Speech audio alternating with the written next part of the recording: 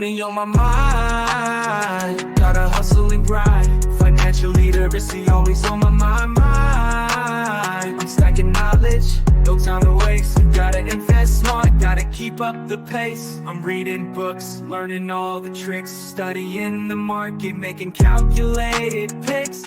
What's good, everybody? It's your boy Reckless Rated Arrow, and we are back at it again with another Robinhood portfolio update. I'm super excited about it, but before we get into it, make sure you hit that like on the way in. If you've been here more than twice, hit that subscribe. If you're getting value out of this, don't forget to share this with your communities. For all the new subscribers that we've got, we finally broke 100. Thank you guys so much. I've got some plans and some things, because we're going to see if we can get this bad boy monetized, see if we can get some more people in the wolf pack over here, because nobody wants to get rich by themselves. So what we're going to do is I'm looking at systematically like doing some different stuff. So I think maybe once we get, I'd say let's shoot for, I'm going to give us a hefty number. Once we get to 400 subs, I'll start doing a weekly live stream over here. How about that? We'll do that. That's going to be the first goal. And obviously, we probably got a ways to go. But, you know, whenever that point comes, I'll start a weekly live stream that's specifically bag talk focused over here on this channel for the community over here. And we'll just, I don't even know how we'll roll that out, but you guys have been talking to me down in the comments, so it'll probably be random pick of what you guys want to talk about. Maybe do some bring some people up and let them have the conversation, questions, Q&A type stuff. I like those types of things. I like talking about money. I like answering questions about money. I like going back and forth with people about money because I don't always have the best idea. I'm down here in the trenches with you, so we're kind of building the ship as we move along. I'm not preaching from the mountaintop. I might be a little bit ahead of some of you. I guarantee that I am a little bit behind some of you, especially if we're just gauging salary. But, you know, the net worth is consistently going up, even though we have to go through these rough times. So let's go ahead and get into it. First and foremost, the first thing we do for full disclosure, those of you who are not watching, I have my Robinhood brokerage pulled up because I like to give receipts. There's a lot of these gurus out here that talk about where they're at in the markets, and you never actually see where they're at in the markets. They never give the actual number. Oh, I don't want to show my account number. I've got my Robinhood pulled up right now. There's no account number on here. Doesn't even give a name for the account, to be honest. So there's no reason that anyone would not show you the receipts unless they're embarrassed, self-conscious, or talking some stuff that they're not actually backing up or they're not actually doing. And I'm going to give a spoiler, and I know there's some accounts that I really like that literally just go directly to the Snowball Analytics. Currently, it is having a connection issue, specifically for sure with Charles Schwab, because I have Charles Schwab. So there's that for if they're just supposedly pulling their data over, which there's no way to verify. Also, those accounts, if you're not seeing the receipt of the backup account, which is why I show the backup account over here, because like I always say, somebody's got to tell the truth, and it might as well be me. They can just be making that up. You can enter whatever you want in there manually, which is why I always show my account first before going to Snowball Analytics for the context. And honestly, after this current experience phase that we're going through, with Snowball Analytics connection to Charles Schwab, super annoying. Really don't like it. Very much upset about it. I'm actually an advocate now for just manually entering it, because then I wouldn't be having this issue for the portfolio updates. Now we just talk about the portfolio and where we're at. I don't know what the total return is at this point, because I haven't added in all those transactions and then manually added in all those dividends, which I'm going to have to go back and do now. Kind of sucks. Rant over.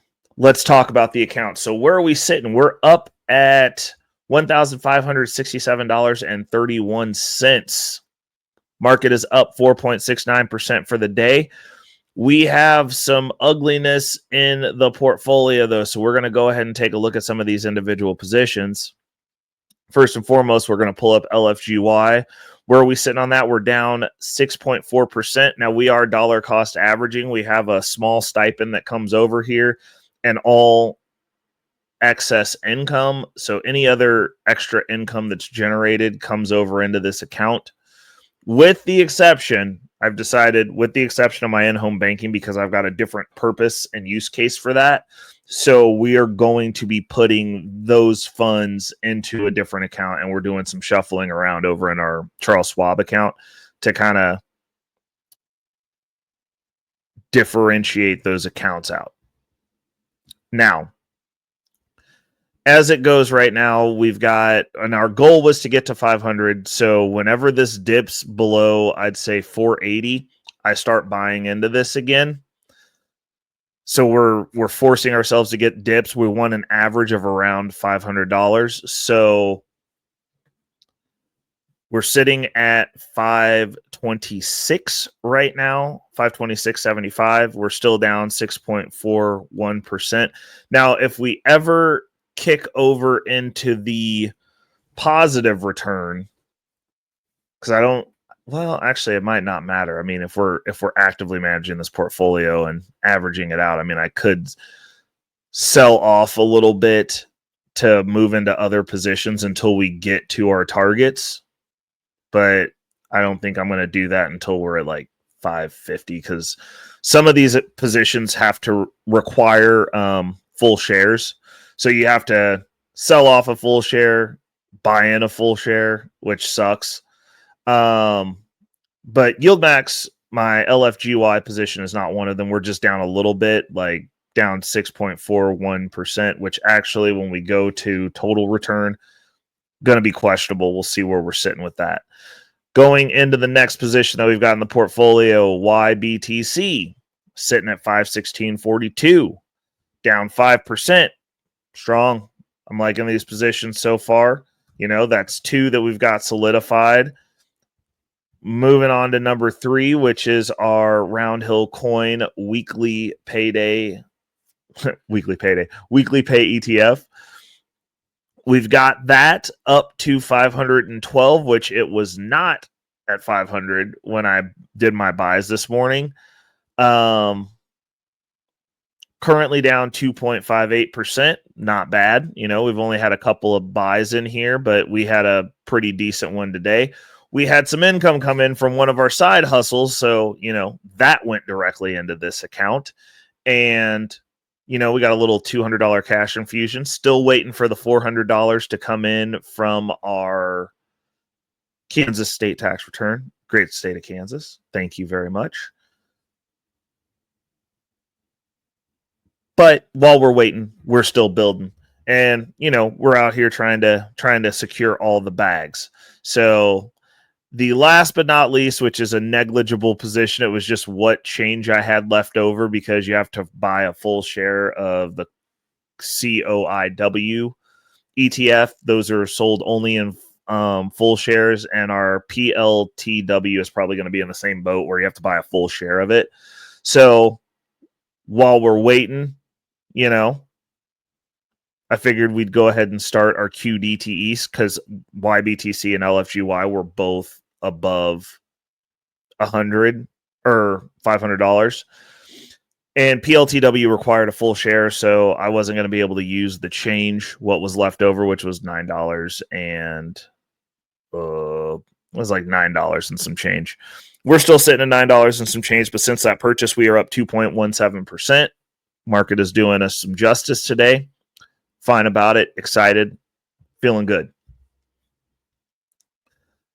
Now we can move over to Snowball Analytics to give some context on their strategic moves that we are making in regards to this income, and see what that equates to from an income perspective. So I'll pull that screen up, bring it back to the stage. Okay, so let me move on over here. Okay, so first and foremost, our total profit, we are down 1.9%. Obviously, those tariffs did not help us, took us down, but it's only down $28.64, which we should be breezing right on through here in the next few weeks.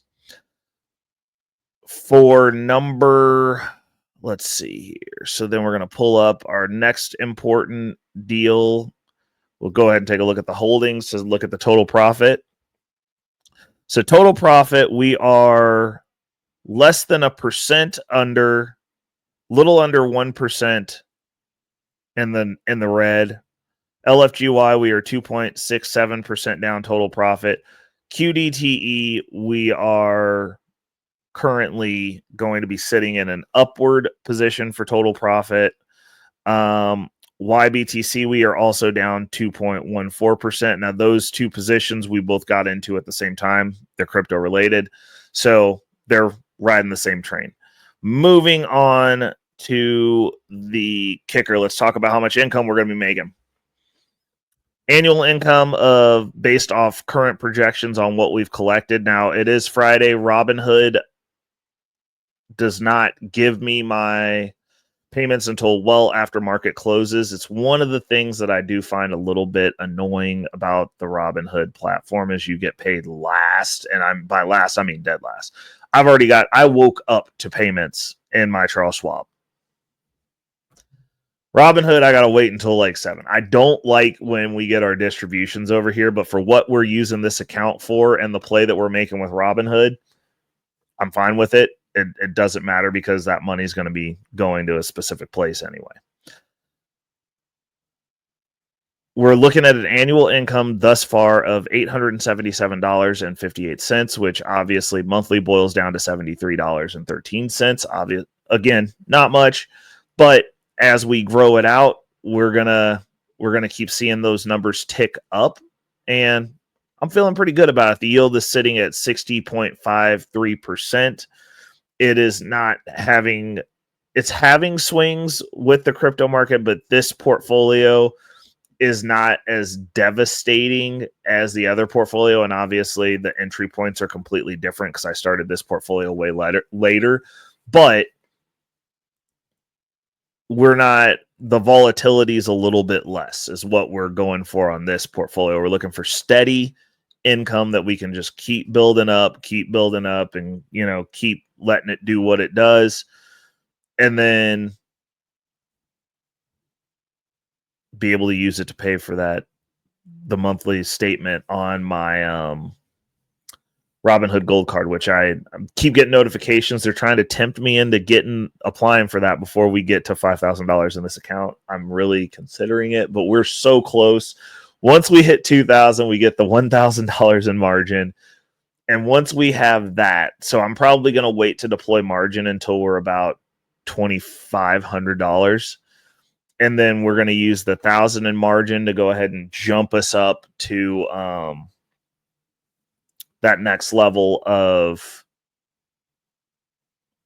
$3,500 in margin. And then hopefully the income will come back in and we'll be able to pay down that margin really fast and continue to push towards our goal of $5,000 so we can get our Robinhood card and switch that over to the daily driver. So far, so good. I have no complaints. I am excited about our trajectory. I'm feeling good about where we're going. We had our first paycheck come in today with the new budgeting that I'm doing, which is basically I've converted over from doing set amounts to percentage based, because that way, as you increase your pay, you don't really have to adjust anything. What we will be adjusting is as we pay down these outstanding credit cards, we will be adjusting the amount that we're kicking over into the income portfolio so that that way we can start making that transition to get over into that portfolio exclusively. I'm thinking about doing roughly, I don't know, I'm thinking 5% per card, like as we close out that line of debt. kick over another 5% into the income portfolio, I think that could yield to be in a good number to get our forced savings up there. I'm not sure though. It'll be between 2 and 5% is what I'm thinking. To just kind of give that incentive, like as we're leaving the W2 world, to get more over into that world. But that's what we got for today. Hope you guys enjoyed it. Like I said, these videos aren't going to be super long. It's just a simple update to show what it looks like growing out a portfolio from scratch without just like dumping 20,000, 100,000. Because these guys spin up these portfolios and they're like, oh, I just threw $100,000 in here. I know what I'm doing. And then you never actually see the receipts on that. There's very few people that show the receipts. A lot of people show the snowball analytics, the dividend trackers, their own personal spreadsheets. But I would definitely urge people to look for the context, and for those of us who do both, because both is important. Because I'm not saying that people are out here faking the funk, but I'm saying if I were to fake the funk, that's the road that I would take. And just speak on it with authority as though everything's just sweet all the time. And then, people don't want to show their portfolios because everything's probably not what it seems or what they're portraying in these YouTube streets. Anyways, it's your boy Reckless Ray De Niro, and we're going to call it on that note. I hope you guys are having a great Bag Fortification Friday. Sorry this came in late, but I worked late and had to work early. So also, this gave me the opportunity to give a little bit more to talk about because I got to do some buys this morning up through lunch. Oh, yeah, one more pro tip. Just one of the things that I've experienced personally in my trading. Don't make trades at market open. I always wait until around lunch, which for me, I'm Central Time. So that's anywhere between 10 and noon. That's normally where the market decides what it's going to do, unless you see something on the forefront and you're very educated about your positions. If you're just trying to catch the trend of the day, around lunchtime is when that has been solidified. Like I've made multiple buys personally on my other portfolio on Misty where it's like, hey, it's below 20 and it's like 19, but I bought in the morning because it was 19 and the price went down. So close out 18. You could have got some sub 18 buys in if I would have waited till lunch. Now, on the converse, during the bull run, when we're running up, I would buy first thing in the morning because days like today, Misty started off low. By lunch, $1.62 up from like where I could have bought first thing in the morning. And it's like, you got to know which side of the trade you're on. If you think that we're trending down, if you think that the economy, we're in a recession, bear market, if it's a bearish day, don't buy till lunch, because you'll find out roughly around, like, the buy would have been much better had I bought at lunch on the days that the prices are going down. Had I waited, I would have got a better deal at lunch than buying market open up until about 10. Now, on a bullish day, market open, you might as well go ahead and get your bets in then, because it's going to run on you, which is what happened today. So, yeah, just something to think on, a little food for thought. Some of my context of what I'm seeing with when I hop into these apps to make my trades in the morning, and the repetitive experiences that I'm having on bearish and bullish days, which is basically the only time that I'm going to cognizantly and intentionally make a purchase at market open is if when we get into the bull run. I'll probably make my buys first thing market open, because it's going to run up anyway. If I'm feeling some type of way about the market, it's feeling bearish, we're having a bad day, markets are getting bludgeoned, everything's red, I'm waiting till lunch. That's what I'm doing. But yeah, till next week, hit that like button, hit that subscribe button. Make sure to share the content with your people, your circle, your tribe, your group, your clique, your whatever, your team, your unit, because we're not trying to get rich by ourselves over here in the wolf pack, and there's always room for more. Till next week, people. It's your boy Reckless Ray De Niro, and I'm out. Peace. on my mind. Yeah, focus, got no time for games. Nah, I don't play, man, I'm all about that financial literacy. Investing in my future, building generational wealth. Dollar bills, they be calling my name, but I ain't chasing fame, I'm chasing change. Learn the game, now I'm playing it smart. Putting my money to work, it's an art. I'm stacking paper, building my own empire. No more living check to check, I'm getting higher. Investing in stocks, real estate, and more. Gotta secure the bag, that's what I came for.